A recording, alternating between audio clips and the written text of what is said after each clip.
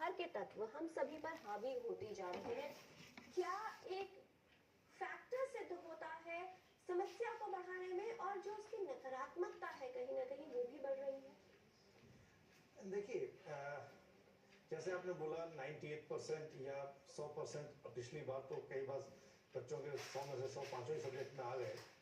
ये दूसरे बच्चों पर इसका डेफिनेटली इफेक्ट तो पड़ता है, लेकिन मैं ये कहूँगा कि वो पढ़ना इसलिए नहीं चाहिए कि परीक्षा का मूल जो मेन उद्देश्य है वो ये है कि तुम्हारा मूल्यांकन किया जा रहा है, किसी के रिस्पेक्ट में मूल्यांकन नहीं किया जा रहा है। अगर अपने मूल्यांकन को ऐसे देखना है कि मेरा इसके प्रति इस बच्चे से उस बच्चे को कंपेयर करना है तो ये गलत है। लेकिन अगर मैं आज यहाँ पर हूँ और आज से कल बेहतर हूँ तो ये मूल्यांकन करने की आवश्यकता है, पेरेंट्स को भी, टीचर्स को भी और बच्चे को भी। हम करते क्या है, हम कंपैरिजन करना शुरू कर देते हैं। वो कंपैरिजन सबसे बड़ी प्रॉब्लम है, बजाय इसके कि किसी और चीज की। अब आप कहेंगे कंपटीशन है तो कंपैरिजन होगा ही, लेकिन अगर कंपटीशन है तो कंपटीशन अपने साथ रखिए, मैं ये कह रहा हूँ, क्योंकि जीवन हमने अपने साथ जीना है, किसी और के साथ नहीं। अब आप कहेंगे समाज का ये तनाव तो आपके ऊपर आएगा ही। तो जब हम अपने आप को पहचान पाएंगे कि हमारी ये क्षमताएं हैं, ये हमारी स्किल्स हैं, तो हम अपने आप को बेहतर कर पाएंगे। वही हमारा उद्देश्य होना चाहिए, क्योंकि अगर हम उस उद्देश्य को नहीं ले रहे हैं तो हम किसी भी सूरत में एक ही दिन में या एक ही महीने में या 6 महीने में आप सोचें कि 50% से 90% हो जाएंगे, आसान नहीं है।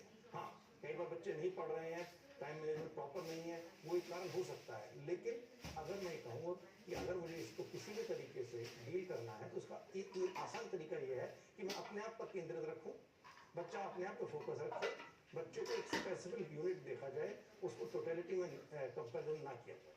बहुत ही महत्वपूर्ण संदेश कार्यक्रम की शुरुआत में ही आ गया है कि कंपैरिजन नहीं करना है। लेकिन डॉक्टर जितेंद्र नाथ, ऐसा होता नहीं है। माता पिता ऑटोमेटिकली बच्चों को ये बताने लगते हैं कि तुम्हारे कजिन्स, तुम्हारे फ्रेंड्स कितना अच्छा परफॉर्म कर रहे हैं और तुम कितना अच्छा परफॉर्म कर सकते हो। कहीं ना कहीं अपनी एक्सपेक्टेशंस बच्चों पे डालते हैं, क्योंकि बच्चों में अभी तक शायद अगर कुछ बच्चों को छोड़ दिया जाए तो उतनी समझ भी कहा जाए या केयर फ्री होते हैं बच्चों के ऊपर, इतना प्रेशर आना कहीं और से ही आता है। इसमें कोई बात डाउट ही नहीं है। हमारे देश में खासकर जब बच्चे किशोरावस्था से जूझ रहे हैं, वर्तमान से जूझ रहे हैं, एक छोटा सा पहल है, परीक्षा आई है, लेकिन जैसा अब उनको समझाया जा रहा है, बच्चे खुद भी समझना चाह रहे हैं कि इस पहल में पहला कदम जो है जिंदगी का, मैं अपनी उम्मीदों के अनुसार भी चलूं, मुझे प्रोत्साहित करिए, मैं अपने सपने देखूं, मुझे प्रेरणा दीजिए, मैं तुलना का शिकार ना बनूं, मेरे सार्थक बनिए। अब बताइए कि अगर इन तीनों बातों को हम जोड़ के चलें और एक पारिवारिक माहौल स्कूल में बनाया जाए और एक स्कूल का माहौल, एक संवेदना का, एक सारथी का माहौल घर में बनाया जाए, तो ये बातें उतना तनाव पीड़ित नहीं करेंगी बच्चों को। प्रॉब्लम कहाँ आती है कि जब हम अपने सपने, माँ बाप हो या ग्रैंड पेरेंट्स हो, भाई बहन हो, हम अपने सपनों की दुनिया बच्चों की नज़र से देखने लगते हैं। बच्चों को अपनी नज़र से अपने सपने देखने हैं, उसकी प्रेरणा दीजिए, तनाव कम हो जाता है। क्योंकि आज परफॉर्मेंस एंजाइटी क्यों है? क्योंकि परफॉर्मेंस पर, मार्क्स पे जब जोर दिया जाता है परिवार में, तो बच्चे की गति जो है, गति और रफ्तार जो है प्रिपेयर करने की, उसमें आंच आ जाती है। तो सेलिब्रेट करिए कि आप एक एक कदम जो आगे चल रहे हैं।